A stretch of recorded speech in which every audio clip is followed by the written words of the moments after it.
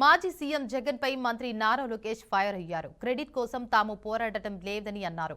ప్రజలకు సేవ చేయడానికి పెద్ద ఎత్తున ఉద్యోగాలు, ఉపాధి కల్పించడానికే అహర్నిశలు కష్టపడుతున్నామని చెప్పారు.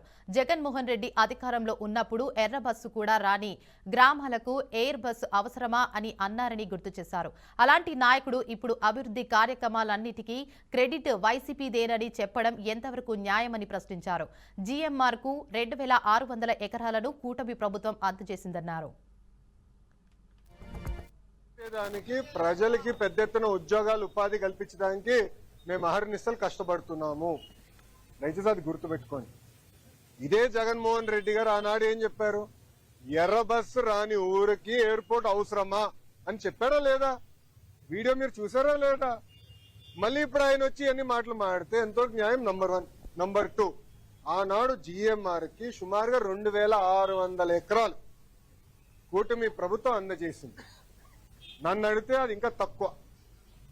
ఒక్క హైదరాబాద్ ఎయిర్పోర్ట్ కి 5000 ఎకరాలు ఇచ్చాం. ఆనాడు ఇదే పెద్ద మనుషులు ఏమన్నారంటే హైదరాబాద్ ఎయిర్పోర్ట్ కి 5000 ఎకరాలు అవసరమా, ఎయిర్పోర్ట్ కి 5000 ఎకరాలు అవసరమా? ఈ రోజు మీరు హైదరాబాద్ ఎయిర్పోర్ట్ చూడండి, అదే సమయంలో బెంగళూరు ఎయిర్పోర్ట్ చూడండి. ఈ రోజు బెంగళూరు సిటీ 2 ఎయిర్పోర్ట్ కోసం ఎత్తుకుతున్నారు.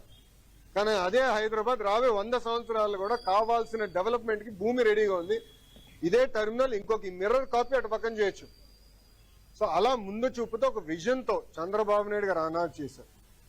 జగన్మోహన్ రెడ్డి గారు అధికారంలోకి వచ్చిన తర్వాత జిఎంఆర్ కి ఇచ్చిన భూమి కూడా వెనక్కి తీసుకున్నాడు. సుమారుగా 600 ఎకరాలు వెనక్కి తీసుకున్నారు.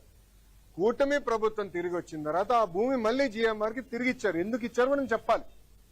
కేవలం ఒక ఎయిర్పోర్ట్ లో ఫ్లైట్ ల్యాండ్ అవుతాము, ప్యాసింజర్స్ దిగుతాం, ప్యాసింజర్స్ ఎక్కి వెళ్ళిపోతాం కాదు.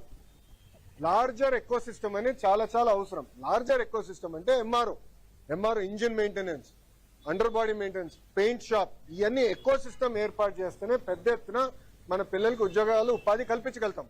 క్రెడిట్ కోసం మేము ఇక్కడ ఎవరు పోరాడట్లేదు.